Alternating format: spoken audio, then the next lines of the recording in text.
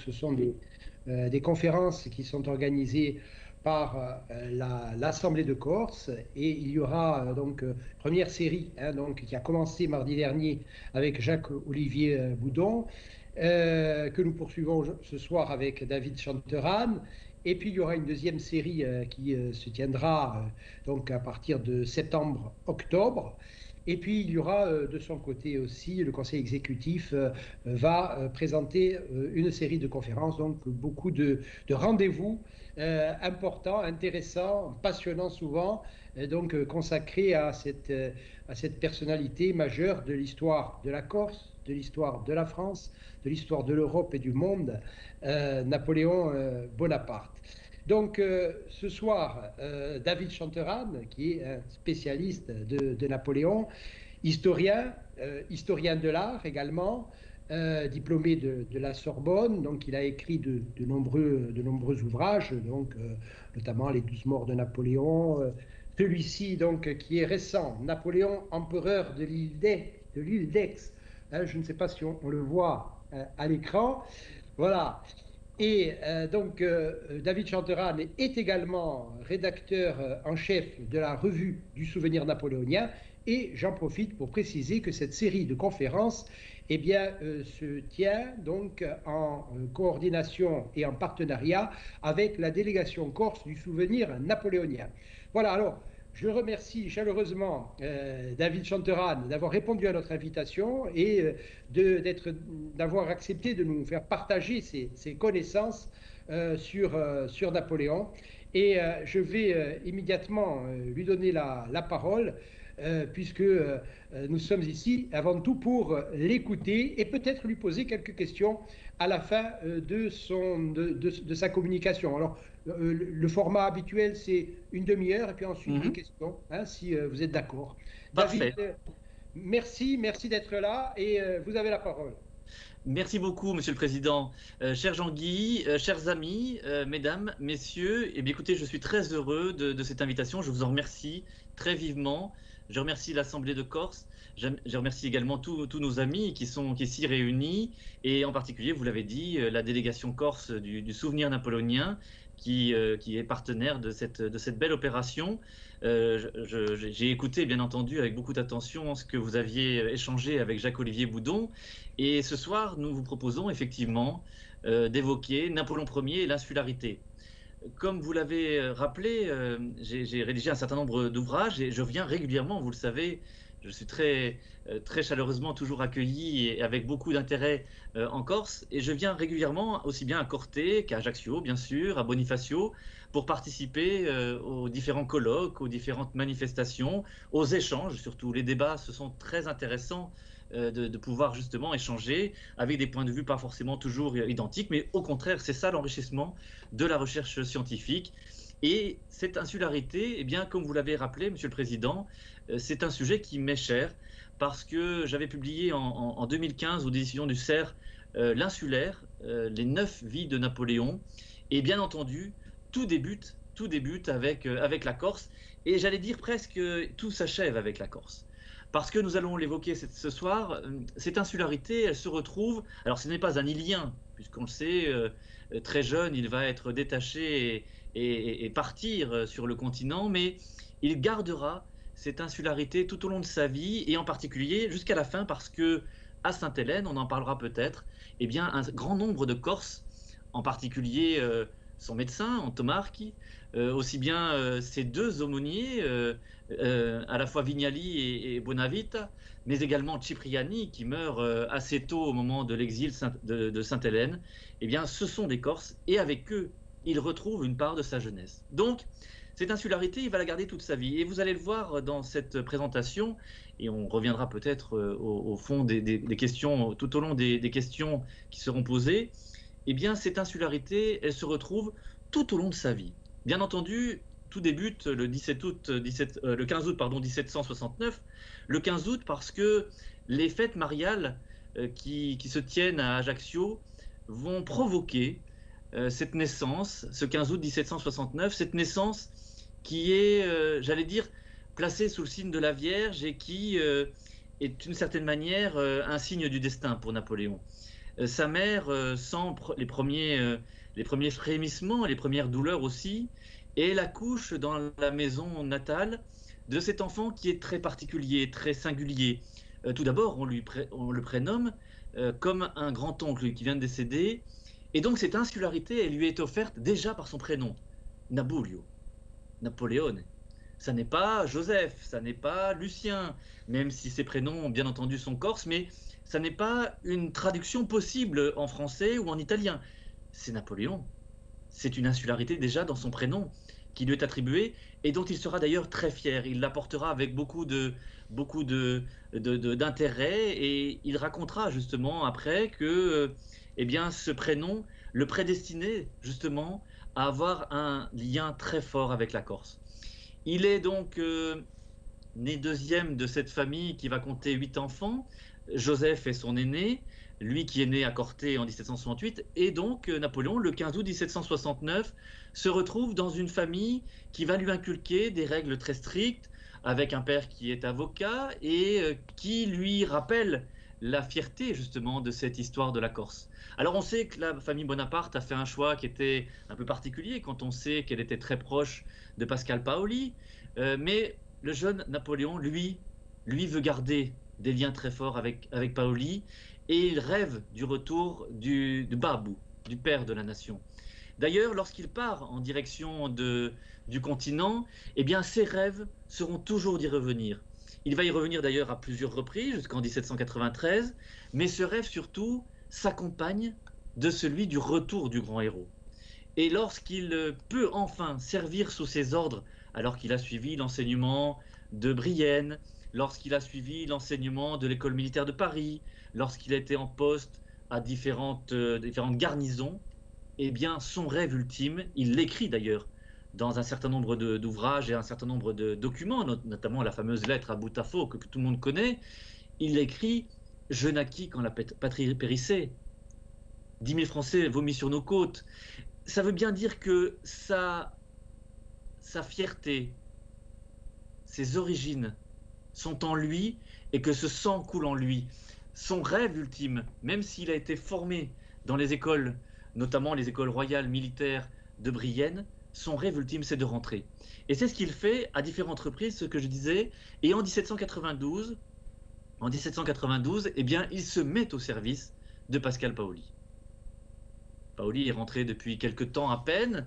Il sait que la France, maintenant, a offert, avec un peu de difficulté, le statut à Lille qu'il attendait, mais Lille n'en veut pas, évidemment. Et Napoléon n'a pas compris véritablement ce qui se jouait à cette occasion. Donc cette insularité va être pour lui un déchirement. Pour lui, il souhaite absolument que les Bonaparte soient au service de Pascal Paoli. Et ça va être un déchirement par rapport à l'enseignement qu'il a suivi, par rapport aussi aux choix qui ont été opérés par son père Charles, par le choix qu'a fait également Madame Mère, Laetitia. Eh bien, ces choix, lui, les refuse. Il veut être, et il l'a écrit à différentes reprises, il veut être au service justement de la nation corse. Mais il faut faire un choix. Il ne peut pas porter l'habit de la Révolution, l'habit même de la République, puisque nous sommes en République depuis septembre 1792, et être au service de Pascal Paoli. Alors il doit faire ses preuves. Et cette insularité, elle va être finalement difficile à accepter parce que la première épreuve qu'on lui confie, ce sera de se porter vers les îles de la Maddalena. À l'îlot San Stefano, il reçoit mission avec ses canons, avec quelques hommes, et bien d'être porté par le propre neveu de Pascal Paoli, Colonna Cesari, et alors qu'ils sont emmenés avec la frégate la Fauvette, eh bien l'opération va échouer. Et Bonaparte, parce qu'il devient déjà un peu Bonaparte avec cette première opération militaire, ne veut pas porter la responsabilité et il écrit, par l'intermédiaire notamment de ses frères, mais aussi lui-même, il écrit à la Convention qu'il faut, eh bien, il faut punir les lâches et les traîtres qui ont fait échouer l'opération. D'une certaine manière, il a signé son arrêt définitif avec la Corse et ce sera un déchirement. Parce que cette insularité, il va continuer de la porter.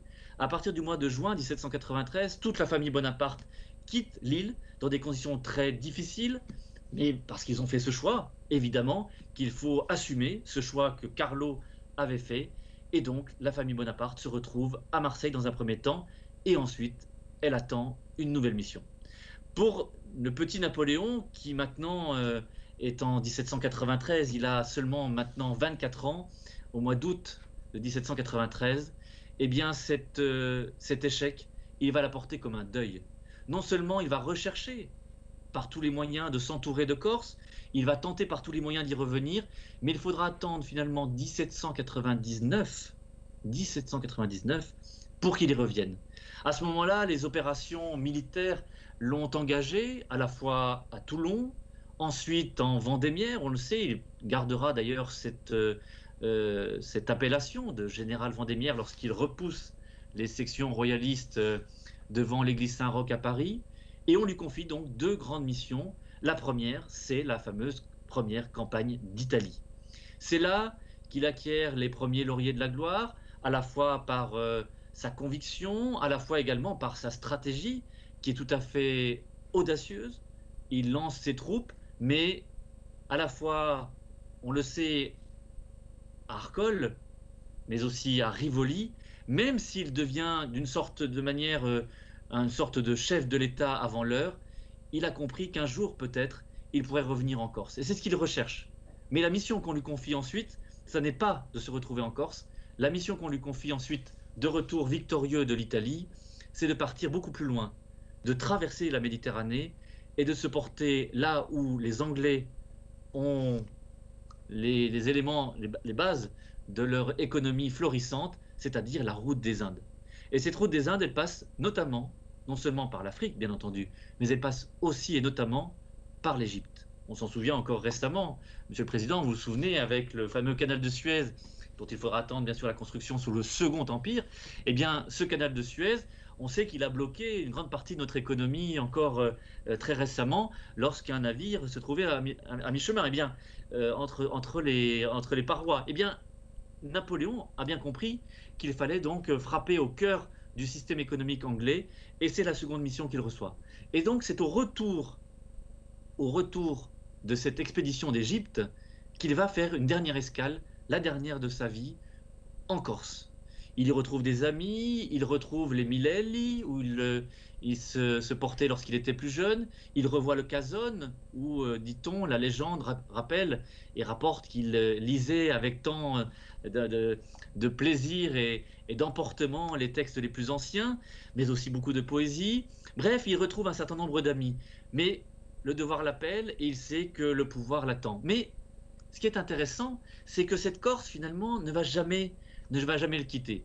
Et cette insularité, il va la retrouver à différentes reprises. D'ailleurs, lorsqu'il est parti vers l'Égypte, il y a une île très importante qui a marqué à la fois sa carrière, mais qui va également marquer son destin. Cette île qui est un peu méconnue dans son parcours, c'est Malte.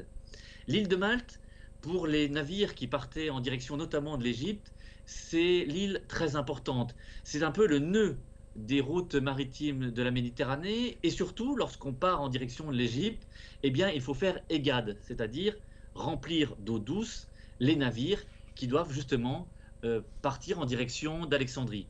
Et en route donc pour cette expédition qui sera l'une des plus fameuses de sa carrière, eh bien à Malte, il prend deux décisions très importantes. Non seulement il repousse les adversaires qui étaient dirigés par Ompèche, qui est un peu le grand maître de l'île, de ces fameux possédants, si l'on peut dire, et qui gardait la population à la fois sous le servage et même parfois sous l'esclavage.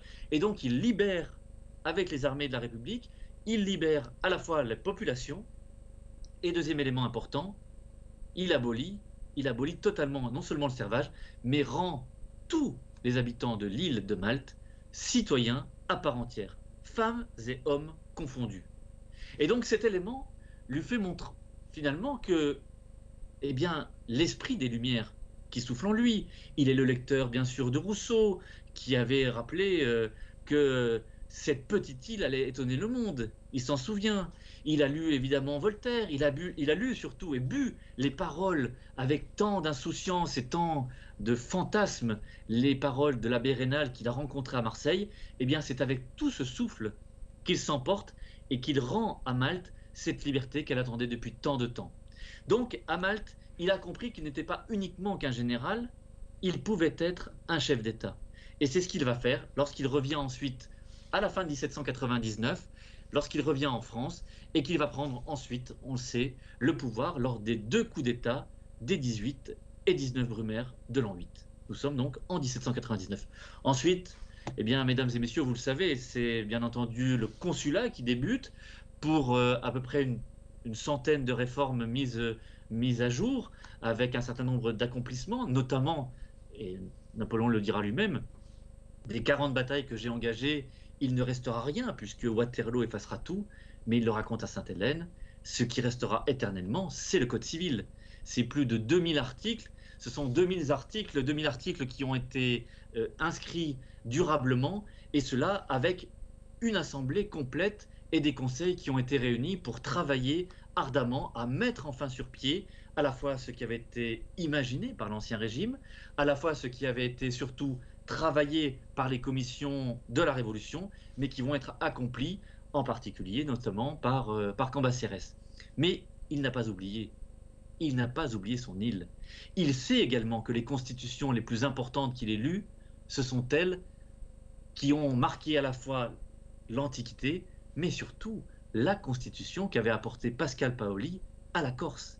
Il s'en souvient, et dans les textes qu'il demande, il va s'en inspirer à de grandes influences.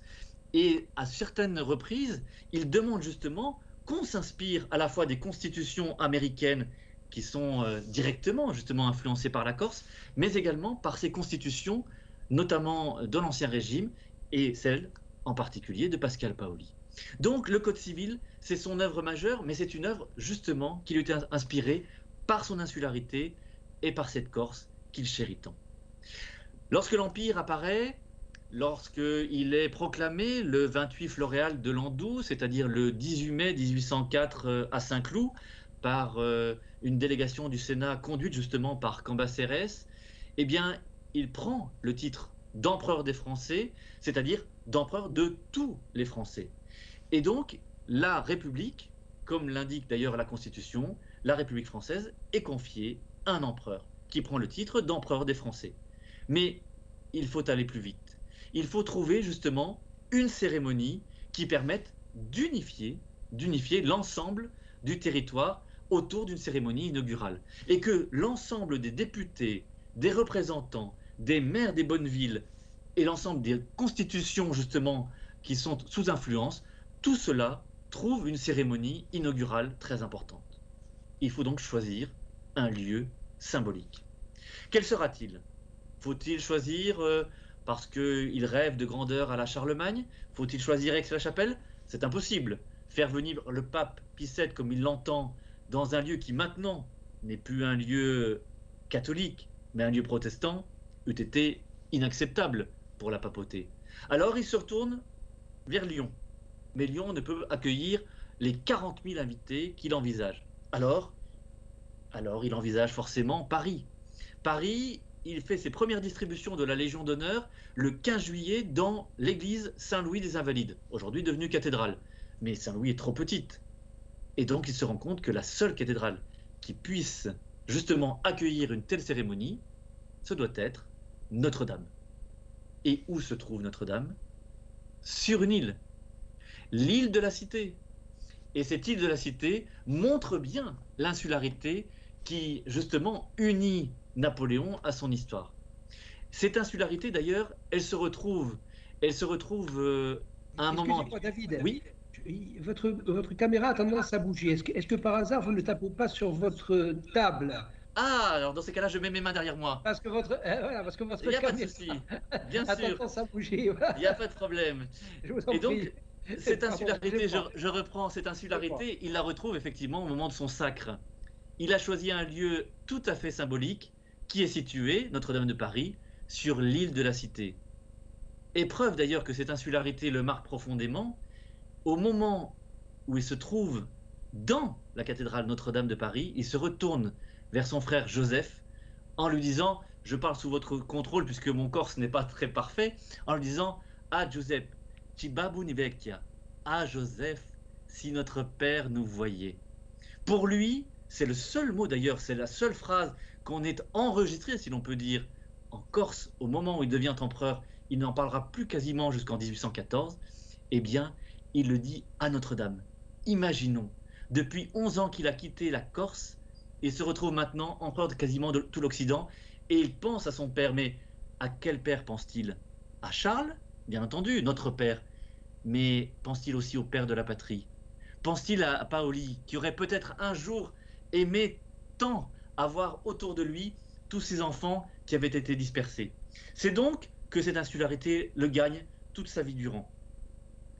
Par la suite, les événements vont être beaucoup plus difficiles. On sait que les campagnes militaires vont aller croissant et que les coalitions successives contre la France, tout d'abord de la Convention, puis enfin de la France républicaine, puis surtout de la France du Directoire, du Consulat et de l'Empire, ces coalitions ne vont jamais cesser.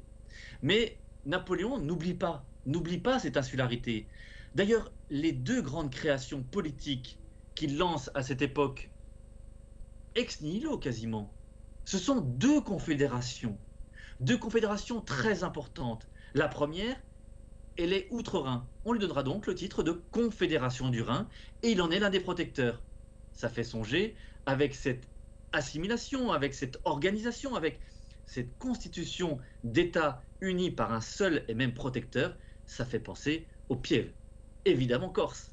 Et de l'autre, eh bien c'est la Confédération helvétique, dont encore aujourd'hui les Suisses conservent à la fois l'organisation, mais également le système qui était mis en place par Bonaparte déjà au moment du consulat. Donc ces deux systèmes mis en place, qu'il a voulu véritablement de A à Z, eh bien il s'inspire tout simplement de l'organisation corse qu'il a connue enfant et dont il a rêvé toute sa vie durant de remettre en place, notamment lorsqu'il y avait des créations à l'extérieur de la France.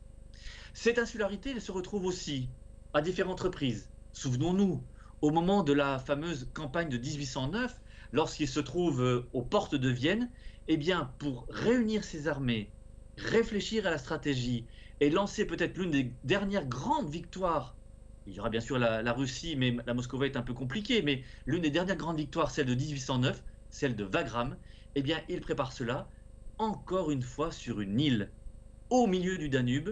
Cette île, c'est l'île Lobo. Il réunit ses troupes, organise avec ses maréchaux l'ensemble de sa tactique, et les 5 et 6 juillet 1809, cette tactique va s'avérer payante, et à l'issue de laquelle, eh bien, il fait enfin la paix avec l'Autriche. Sans cette paix, il ne serait pas remarié avec Marie-Louise, et sans ce remariage, peut-être n'y aurait-il jamais eu, évidemment, de roi de Rome. Donc, l'héritage, donc la dynastie des Bonaparte, n'aurait jamais été celle que nous connaissons encore aujourd'hui. Bref, Napoléon, avec cette insularité, sait qu'il peut se réunir. Et au moment des exils, après que toute cette épopée s'achève, après 1812 et la Russie, après 1813 et l'Allemagne, après 1814 et la campagne de France, qui s'achève par l'abdication de Fontainebleau le 6 avril 1814, quel lieu choisit-on pour lui attribuer un premier lieu d'exil? Encore une fois, une île. Et cette île, c'est une île quasiment jumelle de la Corse. Cette île, c'est l'île d'Elbe. L'île d'Elbe qui est devenue française depuis 1802 et où il sait qu'il retrouvera, d'une certaine manière, à la fois la douceur méditerranéenne, mais également des personnages qui ont compté dans sa jeunesse. En particulier l'un d'entre eux, lorsqu'il arrive le 4 mai 1814 à l'île d'Elbe, eh bien, l'évêque qui l'accueille, c'est un Corse. C'est un Arrighi. C'est un Arrighi qui l'accueille en lui disant « Sire, mais surtout Naboulio, vous êtes ici chez vous. Cette Méditerranée dont vous êtes éloigné dans des lieux si difficiles, eh bien, cette Méditerranée maintenant vous accueille pour votre premier exil, pour cet exil qui devrait normalement durer tout le restant de vos jours. » Et que fait-il? Que fait-il pour l'île d'Elbe? Maintenant qu'il se retrouve, eh bien, il choisit un lieu de vie, les Moulinis, et surtout un lieu un peu plus en hauteur pour apercevoir justement la Corse natale. Donc cette insularité ne va jamais cesser de le marquer et il la recherchera à différentes reprises. D'ailleurs, sa mère, sa sœur, Pauline, vont le rejoindre à l'île d'Elbe et retrouver une grande partie des habitudes qu'il avait, de cette insularité qu'il avait autrefois en Corse. Bien entendu, on sait, à partir du 26 février 1815, il repart de l'île d'Elbe. Mais entre-temps, il a remis en place l'économie, il a fait remarcher le minerai de fer avec des extractions qui avaient été oubliées, il a remis en place une administration, créé des routes, ouvert des routes donc, créé également des hôpitaux, bref, tout un ensemble dont aujourd'hui les habitants de l'île d'Elbe sont non seulement les héritiers, mais également les dépositaires. Et ils doivent à Napoléon, en 9 mois à peine, ce qui n'avait jamais été abouti en quelque temps. Finalement, il a fait avec l'île d'Elbe une sorte de laboratoire qui n'avait pas pu faire aboutir avec la Corse en particulier. Dernier élément, lorsqu'il rentre donc le 26 février 1815 pour finalement débarquer à Golfe-Juan le 1er mars, il reprend la route du pouvoir par la route des Alpes cette fois-ci pour arriver à Grenoble. Il le dira d'ailleurs, jusqu'à Grenoble j'étais un aventurier, à partir de Grenoble je suis redevenu prince, et il reprend donc le pouvoir le 20 mars 1815. On le sait, même s'il proclame des constitutions complémentaires, ce qu'on appelle des actes additionnels aux constitutions de l'Empire, eh bien, il sera battu une dernière fois à Waterloo, et ce sera le retour à l'Élysée, qui est le lieu maintenant de pouvoir du président, dont on connaît aujourd'hui, mais que Napoléon déjà avait acquis auprès de son beau-frère Murat, et dont il avait fait l'un de ses palais principaux. C'est donc à l'Élysée, le 22 juin 1815, qu'il abdique cette fois-ci une seconde fois, et qu'il part en direction de Rochefort. À Rochefort, il tente de négocier avec les Britanniques, en tentant par tous les moyens d'avoir une sortie digne. Donc il refuse de partir vers les États-Unis comme il l'avait envisagé, parce que pour cela, il faudrait passer l'escadre anglaise qui croise au large de ces côtes de La Rochelle et de Rochefort. Et donc, il faut négocier avec les Anglais. Et il veut bien le faire, parce que les Britanniques, il le sait, ont été en Corse. Les Britanniques, ce sont des insulaires. Et cette insularité, il sait qu'avec justement des Britanniques, il saura organiser un départ dans de bonnes conditions, et non pas avec des Autrichiens et surtout pas avec des Prussiens avec lesquels il a beaucoup de difficultés à s'entendre. Donc avec les Anglais, il se rend à l'amiral Maitland et il décide de ce choix. Il le fait encore une fois, non pas sur la côte française, mais il le fait sur une île dont il s'est choisi justement pour réfléchir tranquillement, et c'est le sens d'ailleurs du livre que vous avez présenté tout à l'heure, Monsieur le Président, L'Empereur de l'île d'Aix. Il le fait dans cette petite île au large de La Rochelle. Tous nos amis qui écoutent cette présentation le savent bien. La Rochelle, au large de La Rochelle, il y a une émission encore fameuse de la télévision qui nous la présente. Il y a le fameux Fort Boyard. Eh bien, le Fort Boyard appartient justement, ça fait partie de la commune de l'île d'Aix, c'est-à-dire cette île qui est au large de La Rochelle et dont on peut accéder également avec Fouras. Pendant donc plusieurs jours, Napoléon réfléchit à cet avenir. Va-t-il donc se rendre aux Anglais comme il l'envisage dans un premier temps?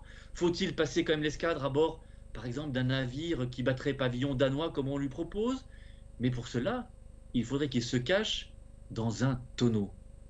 Et pour un homme qui est entré si victorieux à Milan, au Caire, à Berlin, à Varsovie et même à Moscou, partir dans ces conditions, ça n'est pas digne ni de lui, ni de cette insularité qu'il porte en lui aussi abondamment. Alors il écrit au seul insulaire qui peut le comprendre à ce moment-là, c'est-à-dire le prince régent qui a pris la suite du roi Georges III qui est devenu fou, et qui lui-même, prince régent, deviendra plus tard le roi Georges IV. Il lui écrit « Je viens, comme Thémistocle, m'asseoir au foyer du peuple britannique ». Ça signifie qu'il se rend à la disposition des Anglais en se disant qu'un jour, peut-être, ils peuvent le laisser poser le pied sur le territoire britannique. Mais ce n'est pas cette dernière île, cette 10e île de sa vie, qui sera son destin. Cette dernière île, eh bien, la 9e finalement, la 9e île, elle va s'arrêter là. Cette dernière île, ce sera Sainte-Hélène. À Sainte-Hélène, il part avec seulement quelques compagnons qu'on a bien voulu lui accorder, compagnons d'infortune, si l'on peut dire, puisque avec lui se trouve le fidèle d'entre les fidèles, le grand maréchal Bertrand, qui est en fait le personnage qui est le plus important peut-être pour son quotidien, mais également le général Gourgaud, le général Montholon et le fameux Emmanuel de Lascaz, à qui il va dicter pendant les premiers temps de cet exil de Sainte-Hélène son fameux mémorial qui va tant faire pour sa légende. Mais à Sainte-Hélène, eh bien Napoléon retrouve cette insularité qui est la sienne et qu'il n'a jamais finalement oubliée. À Sainte-Hélène, il redevient le jardinier qu'il était au Mille-et-Lys avec son père. Il redevient l'enfant qui était accompagné de ses camarades de classe. Il est de nouveau d'ailleurs avec Cipriani, qu'il avait retrouvé en particulier à l'île d'Elbe. Donc avec eux, il évoque ses souvenirs d'enfance. Avec eux, il se rappelle des personnes qui l'ont entouré. Et il demande ardemment, par l'intermédiaire toujours de Bertrand, il demande ardemment à la famille Bonaparte, qui est en exil cette fois-ci en Italie, il leur demande ardemment de leur envoyer notamment des Corses. Parce qu'avec eux, il sait qu'il pourra retrouver ses accents de sa jeunesse. Avec eux, il pourra partager des éléments surtout et une partie de sa vie qu'il a oubliée. Donc, Madame Mère et le cardinal Fesch envoient les fameuses personnes dont je vous ai parlé tout à l'heure, c'est-à-dire le docteur Antomarque, Vignali, Bonavita, et donc avec eux, eh bien, Napoléon évoque ses parts de sa jeunesse. Donc cette insularité, elle demeurait jusqu'à la fin de ses jours, et question à nos auditeurs,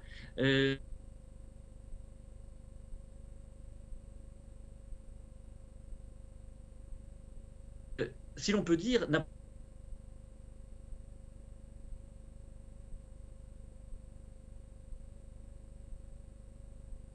Napoléon, même s'il meurt encore une fois sur une île, eh bien, symboliquement, ses cendres reposent sur les bords de la Seine, au milieu de ce peuple français qu'il avait tant aimé.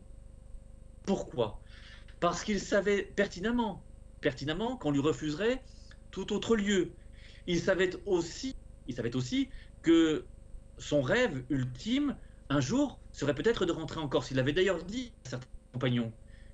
Mais si on lui refuse de rentrer en Corse, alors il faudra que ce soit Paris. Et à Paris, symboliquement, et je terminerai par là, symboliquement, le tombeau qu'on lui élève à partir de 1841 et qui s'achèvera en 1861 repose une nouvelle fois sur une plaque de marbre et de granit qui symboliquement, encore une fois, ce tombeau se trouve donc sur une île de pierre. Merci beaucoup, Monsieur le Président. Merci beaucoup, Chanteral. C'est vrai que c'est moi-même un retour assez agréable. Je l'avais le son. Oui, je ne sais pas ce qui se passe. Ah bah, si vous voulez, peut-être que je peux mettre le... Ça n'est pas grave, parce que le tout, c'est que vous puissiez parler, vous, dans des conditions... Oui, mais est-ce que vous m'entendez peut-être mieux avec le casque? Est-ce que c'est... Non, moi je vous entends, non, mais c'est quand je parle. Et comme je ne vais pas parler beaucoup, ça n'a pas beaucoup d'importance. Voilà. Donc, moi je vais simplement vous donner quelques questions. Il y a des questions qui ont été posées par Facebook ou par d'autres moyens que mon cabinet vient de me transmettre. Donc alors, Franck nous dit sur Facebook, assez étrangement, alors que vous démontrez brillamment que Napoléon est insulaire, il n'a jamais été très apte à comprendre les contraintes liées à la mer et à la marine, bien qu'il ait œuvré pour elle. Voilà, la question qui vous est posée par Franck. C'est une excellente question de Franck, effectivement. Et cette question, d'ailleurs, elle aurait dû être résolue assez rapidement, parce qu'il faut se rappeler, et c'est encore lié à son histoire personnelle, il faut se rappeler que lorsqu'il part en direction du continent et lorsqu'il s'engage dans ses premières écoles militaires, son rêve ultime, justement, Franck a raison, son rêve ultime, c'est de devenir marin. La marine, c'est l'arme la plus noble qui soit, et c'est ce qu'il se destine à être. Malheureusement pour lui, lorsqu'il arrive à l'école royale militaire de Paris à partir de 1784, il a alors à ce moment-là 15 ans, eh bien, l'école le forme bien entendu de la bonne des manières, mais malheureusement pour lui, l'année suivante, à partir du mois de février, il perd son père, Carlo, qui meurt à Montpellier. Et donc, par la force des choses, parce qu'il est le seul à pouvoir subvenir aux besoins de sa famille maintenant qu'il se trouve orphelin de père, il doit faire donc en 18 mois une formation qui nécessitait normalement 3 ans.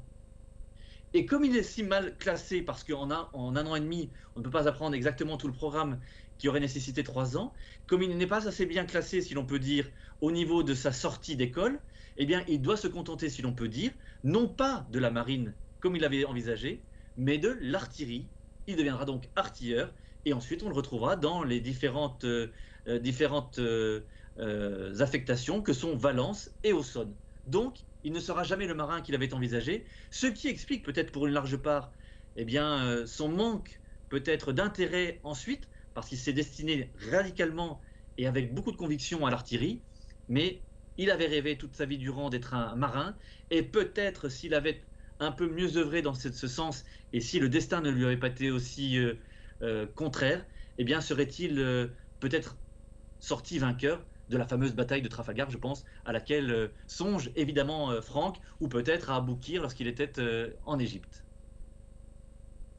Merci beaucoup David. Alors, Nelly nous demande, en complément de cette excellente intervention du conférencier, est-ce que nous pouvons avoir des précisions sur les connaissances maritimes de Napoléon? Bon, donc là, Oui, oui, oui, mais on... un petit peu le même sujet. Non, non, je peux compléter, je peux compléter.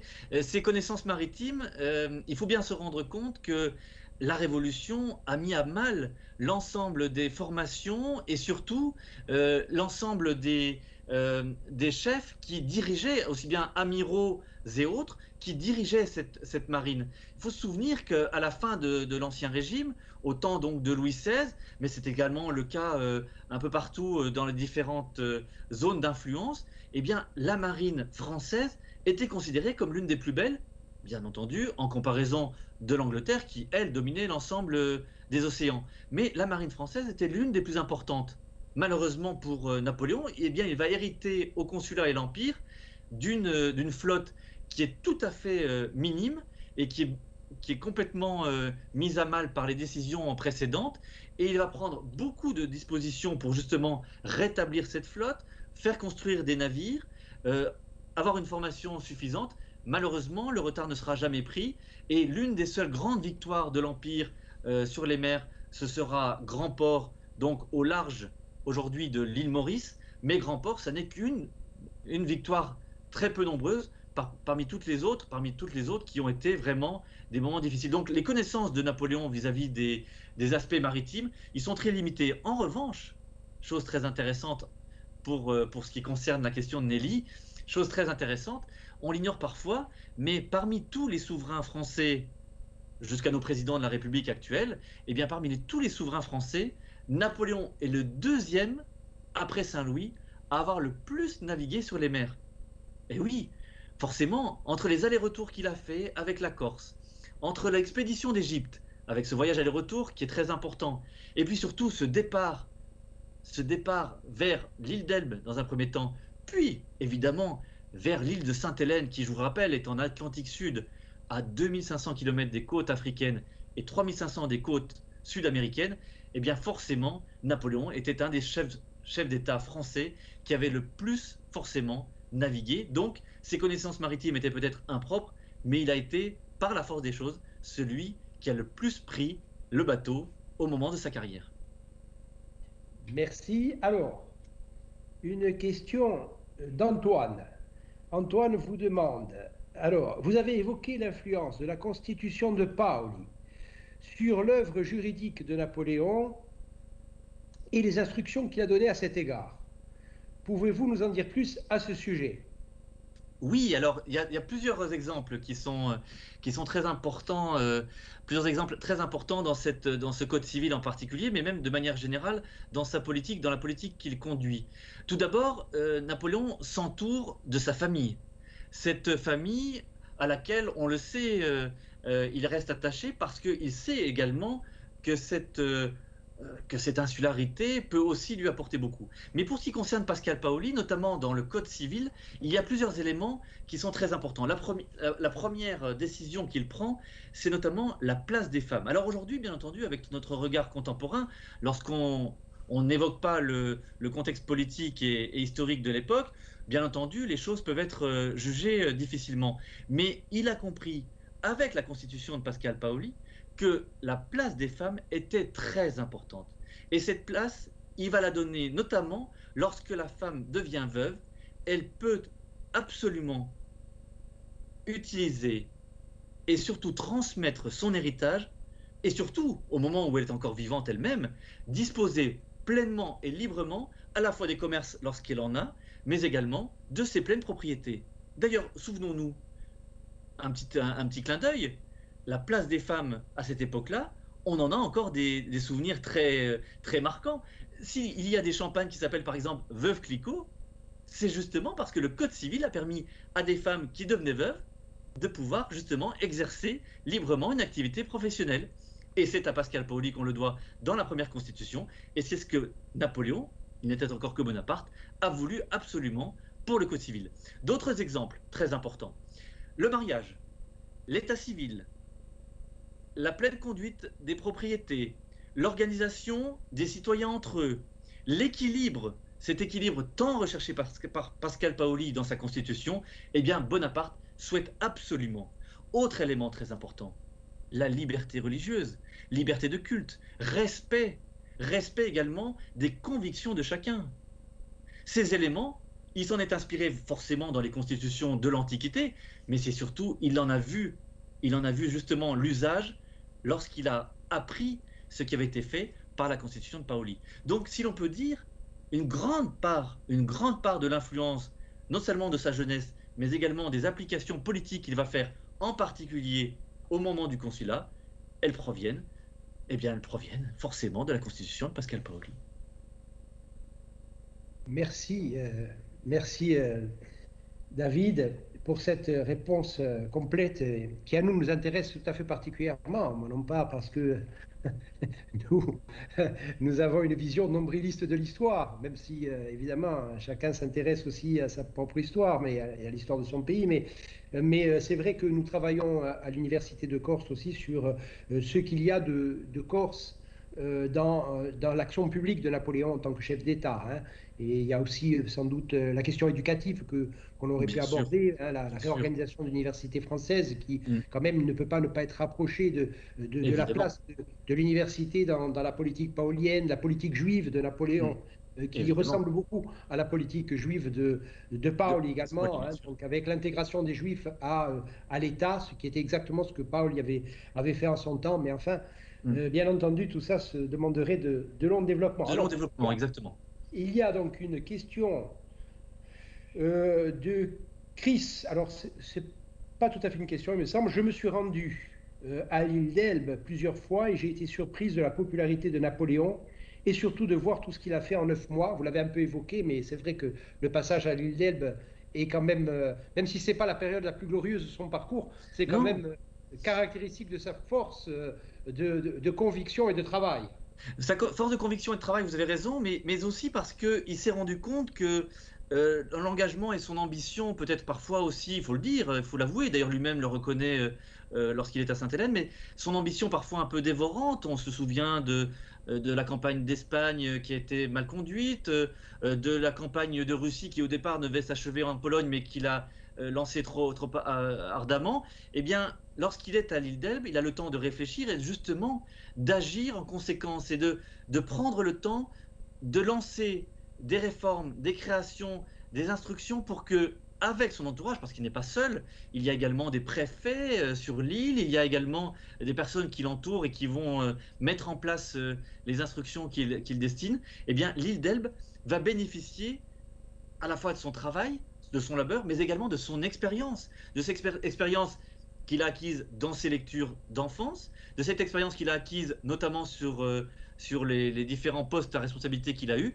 mais surtout en tant que chef de l'État, à la fois pendant le consulat et ensuite de l'Empire. Donc, d'une certaine manière, j'en parlais tout à l'heure, ce laboratoire de l'île d'Elbe, c'est non seulement pour l'occuper lui-même, parce que c'est un grand actif, on le sait, Napoléon, mais il souhaite absolument que l'île bénéficie des mêmes possibilités qu'il a pu mettre en place lorsqu'il était en Égypte, en libérant un certain nombre d'éléments, en mettant en place des éléments économiques avec des échanges avec l'Italie, comme il avait fait par exemple avec l'Égypte, qui était un peu enclavée à ce moment-là et qui ne permettait pas. Et surtout, il va permettre aux habitants d'Elbe de décider par eux-mêmes de leur destin au moment des élections et au moment justement des réunions, comme il avait fait par exemple en Italie et en Égypte.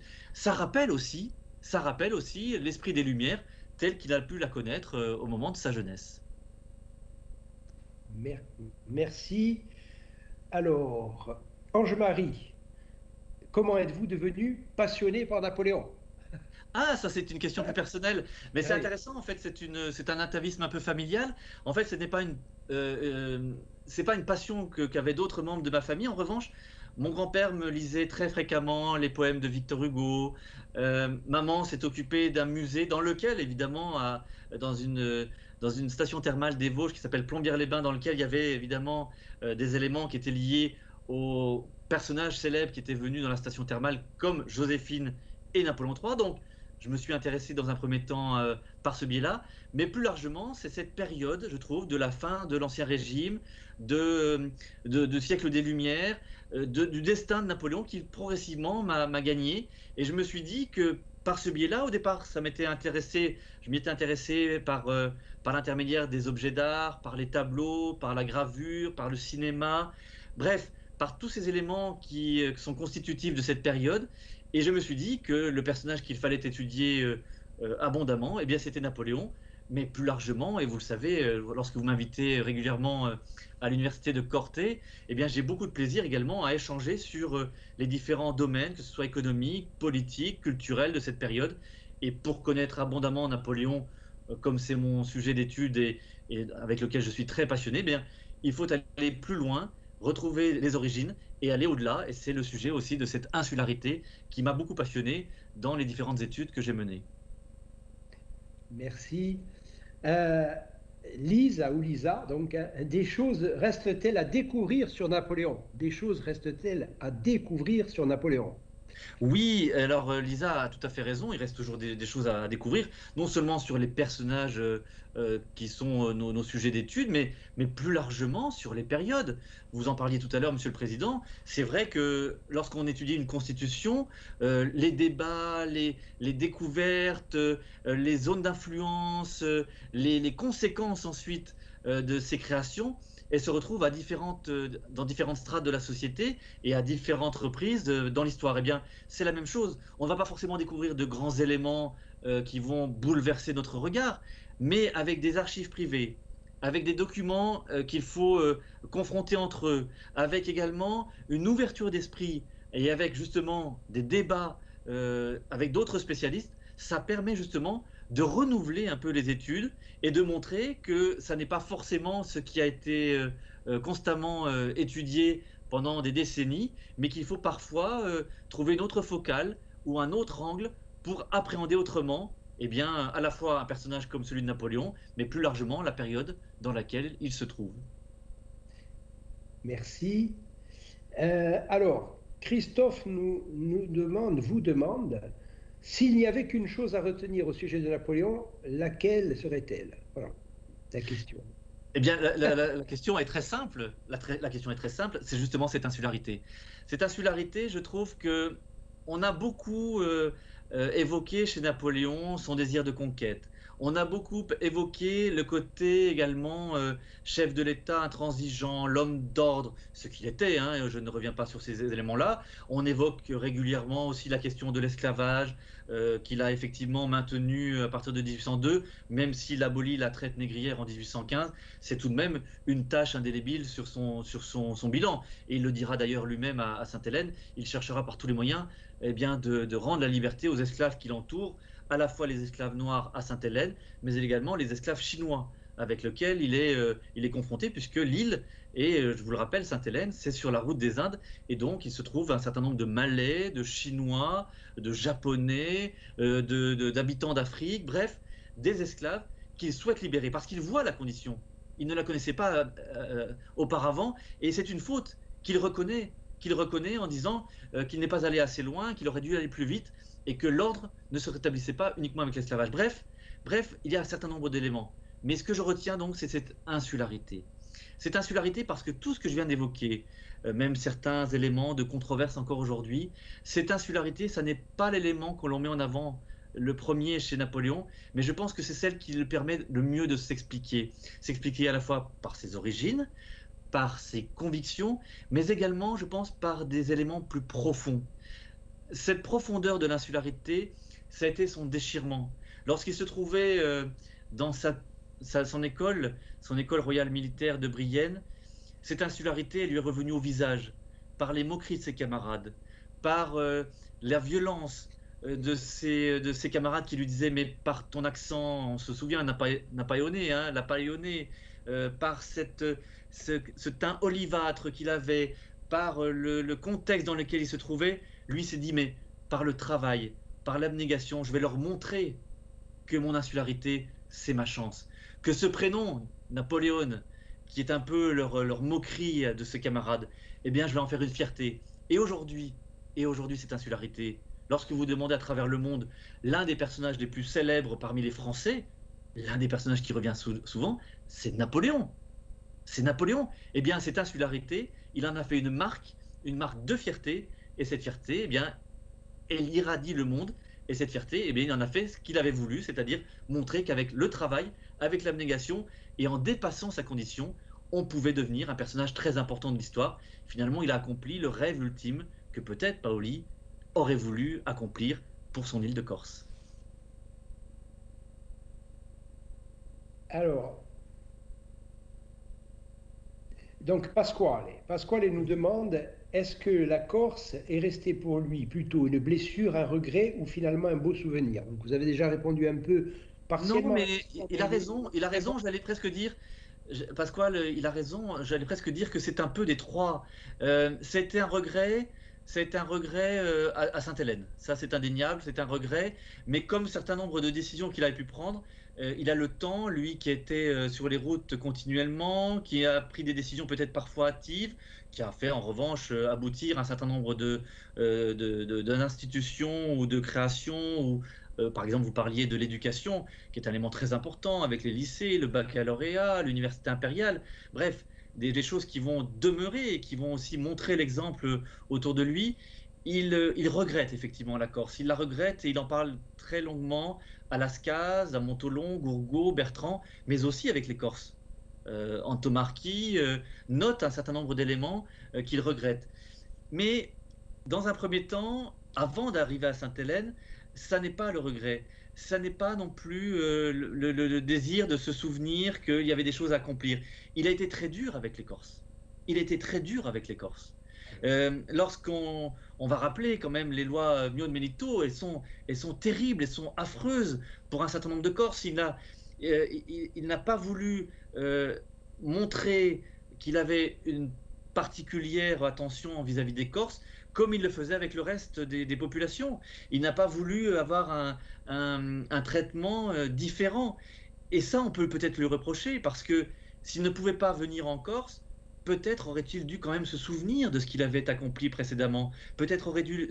Et donc, finalement, ce qu'il n'a pas pu laisser dans cet héritage, qui est un héritage très dur vis-à-vis des Corses, eh bien, ce sera son neveu, Napoléon III, qui verra et qui lira le mémorial de Sainte-Hélène et qui saura, lui, qu'avec la Corse, il faut avoir un traitement particulier, qu'il faut accomplir ce qui n'avait pas été fait tout au long du XVIIIe siècle, et que lui, Napoléon III, avec par exemple le docteur Conneau, eh bien, il va falloir apporter à la fois le chemin de fer, à la fois le télégraphe, à la fois des aménagements et surtout une particularité de la Corse qu'il faudra respecter. Et c'est à son neveu, lui ne l'a pas pu l'accomplir, mais finalement, il va le faire de manière posthume avec une politique qui sera accomplie profondément. Et d'ailleurs, les Corses vont garder un attachement pour Napoléon III, même si l'on sait que la chute de Sedan va marquer profondément les esprits.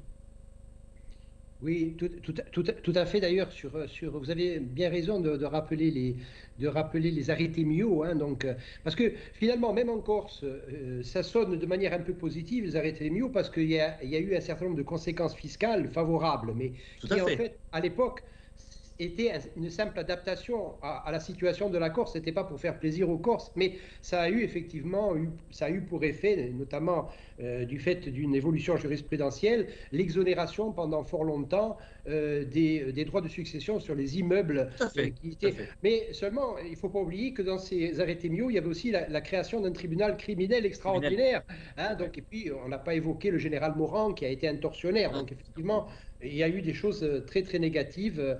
Donc, c'est vrai, s'agissant de la Corse, et vous avez bien fait de souligner que Napoléon III, en revanche, va essayer de faire un certain nombre de choses et va les faire. Et Et il d'ailleurs, viendra d'ailleurs. Et il sera d'ailleurs, il viendra rendre visite, il viendra sur les lieux mêmes. Et même en 1869, l'impératrice Eugénie, avec le petit prince impérial, viendront commémorer effectivement l'anniversaire de la naissance, le centenaire de la naissance de Napoléon. il réussira d'ailleurs un score lors du plébiscite, un score en Corse très, très, très élevé. Très fort. Oui, oui. Voilà.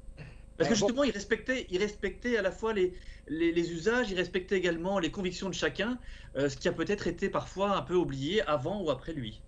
oui. Non, Napoléon III, bon, euh, que, euh, qui avait fait l'objet une tentative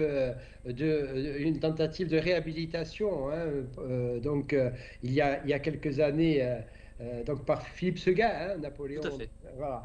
Mais qui a laissé finalement, je crois que c'est Victor Hugo qui lui a fait beaucoup de mal. Ah oui, mais parce qu'avec Victor Hugo, il y avait une confrontation, mais entre Oui, les hommes déjà et puis entre les ambitions. Alors, bien entendu, Victor Hugo va remporter la mise parce qu'il deviendra oui, l'homme d'après 70.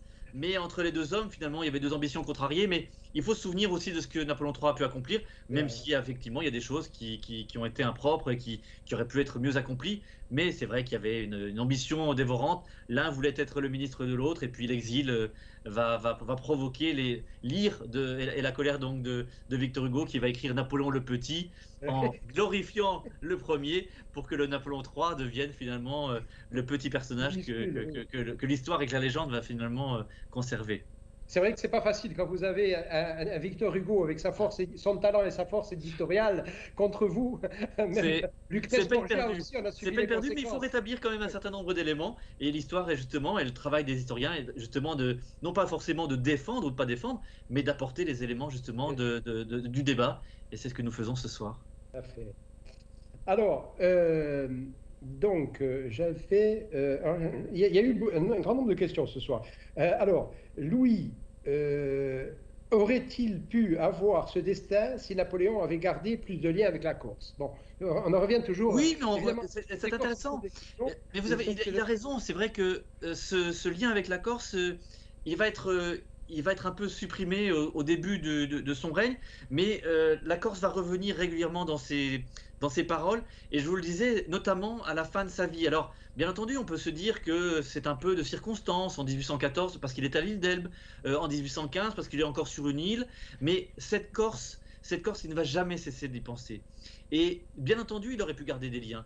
Mais rappelons-nous, et on l'a rappelé tout à l'heure aussi, on en a parlé vis-à-vis de l'action et de la puissance maritime, pour arriver en Corse, il fallait que la Méditerranée ne soit pas sous le contrôle des Anglais, qui étaient quand même l'adversaire premier, qui alimentait l'ensemble des coalitions contre la France financièrement dans un premier temps, et puis ensuite au niveau des troupes, on se souvient de Wellington en particulier en Espagne et ensuite jusqu'à Waterloo.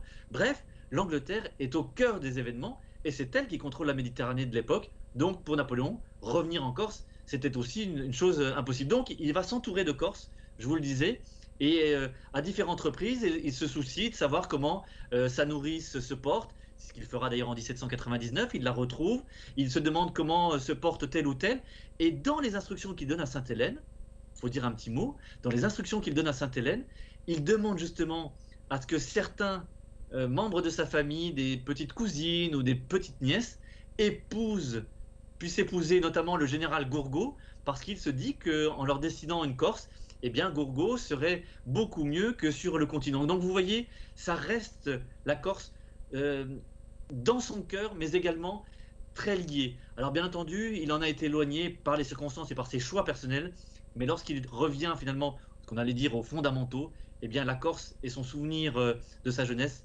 est toujours présente dans son esprit. Alors, il y a deux questions encore. Après, on ne pourra plus les prendre. On ne pourra plus en prendre parce que l'heure tourne et nous allons devoir nous quitter. Mais alors, il y a deux questions. Alors, Yaya donc, vous demande, pensez-vous que Napoléon avait oublié son insularité lorsqu'il a fait subir aux populations du Fiumorbo ces terribles répressions en 1808? Alors, effectivement, le Fiumorbo a gardé Bien une sûr, image très, très négative. très Bon, négative, bien sûr. Morand, bon, évidemment, tout cela. Des exécutions capitales, évidemment. L'isolation des humours, oui, c'est Tout à vraiment fait. un drame absolu. La réponse, Ben, la réponse, elle est évidente. Il l'a oublié, une grande partie à ce moment-là. Il l'oublie et il a beau jeu ensuite de réprimer moins durement et de demander à ce que Morand soit mis de côté, mais le mal est fait. Si l'on peut dire, Napoléon n'a pas vraiment levé le petit doigt pour que les choses aillent mieux rapidement. De la même manière qu'il avait fait exécuter, ou du moins laisser exécuter le duc d'Enghien en assumant, et bien de la même manière ici, vous avez tout à fait raison, il aurait même dû, c'est aussi une faute à ce moment-là, mais à côté de ça, vous avez raison, il a tenu quand même à ce que les lois Miot soient favorables d'un point de vue économique aux Corses. Donc c'est un peu étrange chez Napoléon, il détermine pour que les choses s'améliorent, mais sa dureté, son ordre, comme il l'avait fait notamment sur les îles de Saint-Domingue ou à différentes reprises, eh bien cette dureté, elle se retrouve très difficilement, et il est difficile, c'est le moins qu'on puisse dire, de lui donner eh bien, la pleine absolution de certains actes qu'il a fait. En revanche, évidemment, il y a d'autres éléments qui sont portés à son crédit. Mais ça, la question qui est posée est tout à fait juste. le Fiumorbo, c'est vrai que c'est tout à fait C'est tout à fait. impardonnable. Alors, Marie-Claire, et ce sera la dernière question, pouvez-vous nous parler du respect entre Napoléon et Pasquale Bari? Entre Ah Napoléon et oui. Pasquale.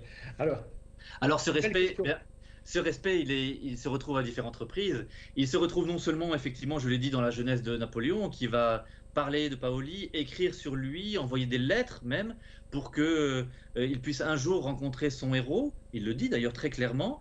Ensuite, eh bien évidemment, il y a cet épisode resté fameux 1792 et puis surtout 1793, où là, la rupture est consommée entre les deux hommes. Mais ce que l'on oublie, et j'ai oublié peut-être de le dire, ce qu'on oublie, c'est qu'il y a une correspondance par l'intermédiaire de Maria Causeway, lorsque Pascal Paoli se trouve en Angleterre, une correspondance va continuer entre les deux hommes. Paoli et Napoléon continuent de s'écrire jusqu'à la mort de Paoli. Donc si l'on peut dire, Napoléon n'a pas oublié Paoli. Et même si pour lui, Paoli, pour Pasquale et Paoli, bien entendu, Napoléon, ça reste le fils de Carlo, celui qui a choisi le camp des Français, il n'en demeure pas moins qu'il reste quand même admiratif de ce qui s'est fait, même si ça n'était pas forcément le choix qu'il aurait lui accompli. Et donc entre les deux hommes, il y a un respect mutuel. Et ce respect, eh bien, dans les actes et surtout dans les textes que publiera ensuite Napoléon, eh bien, on retrouve cette admiration. Et si l'on peut dire, et ce sera peut-être le mot de conclusion, eh bien, comme je le disais tout à l'heure, Napoléon n'est pas forcément celui qu'aurait espéré Paoli, mais peut-être que Paoli avait pu envisager qu'un jour, un enfant de Corse ait pu accomplir autant d'actions aussi importantes et aussi influentes pour le monde dans lequel nous nous trouvons.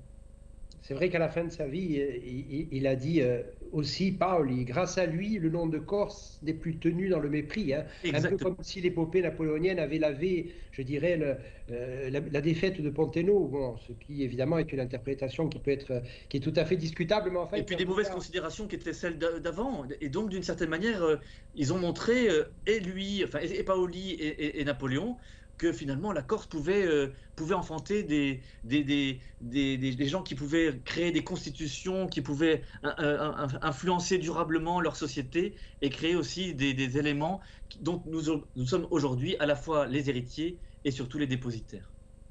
ouais, vous avez évoqué ce personnage aussi, Maria Cosway, hein, donc, qui est un Bien personnage sûr. très, très intéressant, hein, qui était ami avec Jefferson. Et là aussi, il y a des connexions à cette époque-là qui sont des connexions Très vraiment importante, très importante. très importantes. Et il reste encore beaucoup de choses à travailler à cet égard, hein, des documents. Et je J'avais crois que participé d'ailleurs il y a 20 ans à un colloque un parallèle entre Jefferson et Bonaparte. Il y a énormément de choses et souvent la Corse revient bien entendu dans les conversations et dans les études. Merci. Alors, ce sera le mot de la fin. Donc, moi, pour ma part, je vous remercie vraiment d'avoir répondu à notre invitation, de nous avoir éclairé hein, sur ces sujets, sur cette thématique qui est importante pour nous aussi. Hein. Je le disais, hein, Napoléon et l'insularité. L'insularité, évidemment, nous méditons sur l'insularité pratiquement quotidiennement. Alors, avec Napoléon, avec Paul ou avec bien d'autres personnages. En tout cas, votre éclairage nous aura été précieux. Vraiment, je vous remercie. Alors, je rappelle bien entendu que David Chanteran, eh bien, c'est pas la première fois qu'il vient nous voir. Hein, donc, il travaille également avec nous dans le cadre du projet Paul Napoléon, qui est porté par la collectivité de Corse, mais par l'Université de Corse et son laboratoire, le laboratoire LISA, hein, donc, dont le directeur est Eugène Guérard et qui lui-même va nous faire une conférence dans le cadre de cette série. Et donc, je vous donne rendez-vous hein, pour la semaine prochaine, à la même heure, mardi, pour une nouvelle conférence. Et je remercie encore une fois David Chantran et je lui dis à bientôt, hein, parce que À nous allons nous bientôt. retrouver sans doute dans le cadre du projet Napoléon ou dans le cadre de cette commémoration. Merci Merci, Monsieur le David, Président. merci beaucoup. Merci.